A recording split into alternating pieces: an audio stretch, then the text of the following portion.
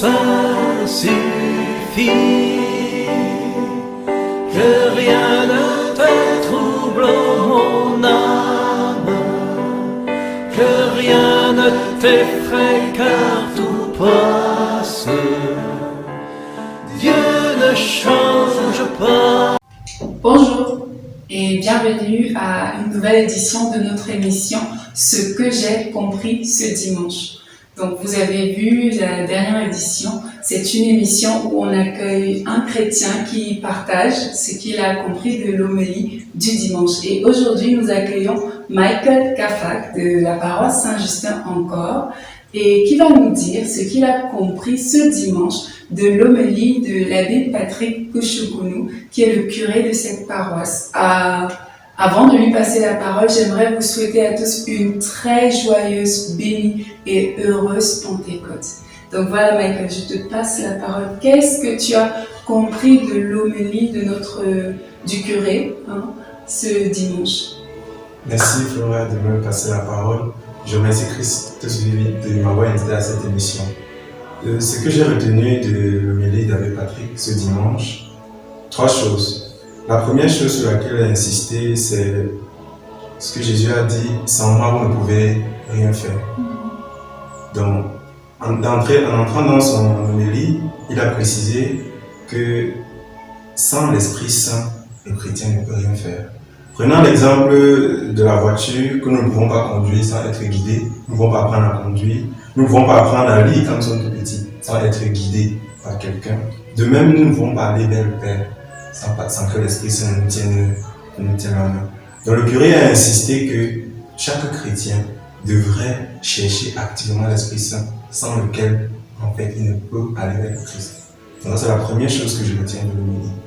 La seconde chose qui est liée à la première, c'est que pour chercher cet Esprit Saint, nous avons besoin de la Vierge Marie. Il a pris l'exemple à la Pentecôte. La Vierge Marie était avec les disciples. Elle était avec eux bien avant la Pentecôte. Pendant tout le séjour qu'ils ont passé au Sénat, elle était avec eux et elle les a préparés à recevoir l'Esprit Saint. Donc chaque chrétien doit se préparer intérieurement, se débarrasser de tout ce qui au fond de lui pourrait empêcher l'Esprit Saint de s'épanouir une fois arrivé en lui. Il devrait se préparer donc à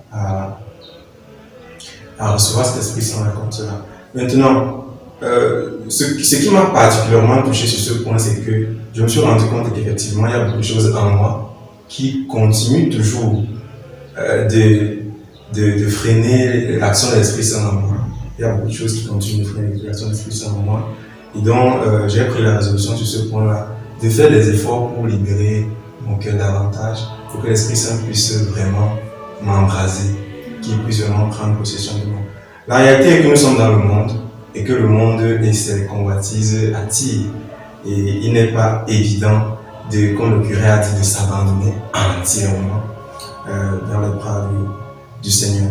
Et donc, concernant ce qu'on j'ai donc pris la résolution de travailler davantage à ce que je puisse vraiment me libérer et essayer de m'abandonner dans les mains du Christ, dans les bras de l'Esprit Saint.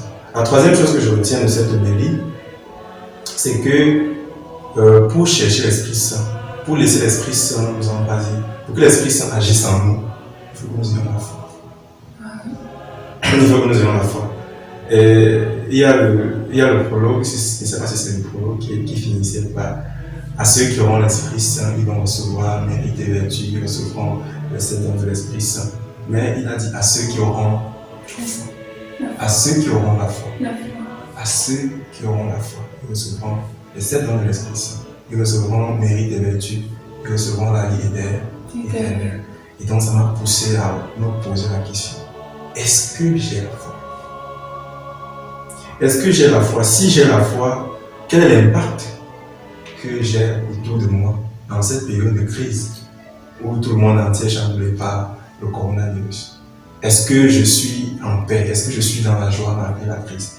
Est-ce que je transmets cette joie autour de moi? Est-ce que malgré la crise, Jésus demeure vivant en moi? Ou bien parce qu'on a cessé de faire les messes, Jésus est aussi partie de ma vie?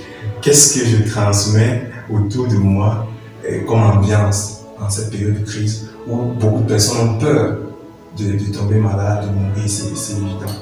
Donc, c'est une interpellation qui me vient de vraiment regarder mon cœur. Est-ce que j'ai de la foi? Parce qu'il a précisé que Jésus avait dit, si votre foi est comme une graine de moutarde, vous pouvez déplacer les montagnes. Mais les montagnes ici, c'est bousculer le cœur de ceux qui sont près de nous. Par le témoignage de l'expérience que nous avons fait auprès du Christ. Si nous avons la foi et que nous avons expérimenté le Christ, notre témoignage, sans parler même, pourra impacter autour de nous.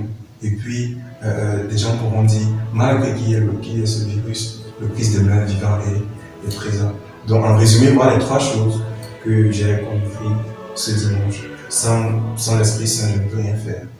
Je dois chercher activement l'Esprit Saint, parce que chaque fois on demande, je veux Seigneur, je veux ceci, je veux cela, je veux cela, je veux encore cela. Mais on demande très difficilement l'Esprit Saint. Donne-nous le nom de Dieu de ce jour, on devrait se souvenir beaucoup plus de l'Esprit Saint, car avec l'Esprit Saint, tout le reste, comme il a dit, si vous demandez au royaume de Dieu pour laver, tout le reste vient. Et la troisième chose, il faut demander avec foi. Donc, voilà en résumé. Merci. En quelques mots. Merci Michael. Ce que j'ai retenu ce dimanche. Merci beaucoup. Voilà, merci. Merci à Michael d'avoir partagé avec nous ce qu'il a compris ce dimanche de l'homélie. Et vous voyez que sans l'Esprit, nous ne pouvons absolument rien. Mais nous avons besoin de la Sainte Vierge Marie et nous avons besoin de la foi pour vraiment nous abandonner au Seigneur. Nous allons maintenant prier pour Michael, pour nous-mêmes, chez vous à la maison. Vous allez prier, vous mettre en prière et demander au Seigneur la grâce de la foi. Et nous allons le demander par l'intercession de la Vierge qui a accompagné les apôtres au Cénacle pendant qu'ils attendaient l'Esprit de Dieu qui est venu les embraser.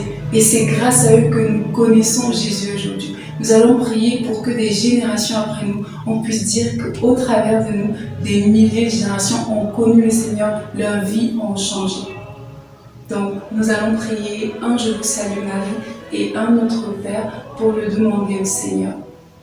Je vous salue Marie, pleine de grâce, le Seigneur est avec vous. Vous êtes bénie entre toutes les femmes, et Jésus, le fruit de vos entrailles, est béni. Sainte Marie, Mère de Dieu, priez pour nous pauvres pécheurs, maintenant et à l'heure de notre mort. Amen.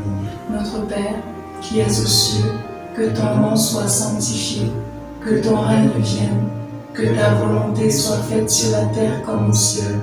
Donne-nous aujourd'hui notre pain de ce jour. Pardonne-nous nos offenses, comme nous pardonnons aussi à ceux qui nous ont offensés. Et ne nous laisse pas entrer en tentation, mais délivre-nous du mal. Car c'est à toi qu'appartiennent le règne, la puissance et la gloire, pour les siècles des siècles. Amen. Amen, amen, chez vous. Croyez que vous avez reçu la grâce de la foi, que la Vierge vous accompagne pour que vous puissiez avoir l'Esprit de Dieu. Parce que quand on a l'Esprit de Dieu, on est rempli, on est béni, on est comblé et on peut impacter notre environnement et on est délivré de tout mal. Que le Seigneur vous bénisse et rendez-vous dimanche prochain dans cette émission de Christ suivi. Que le Seigneur vous bénisse et qu'il vous garde. Abonnez-vous, likez, partagez et merci.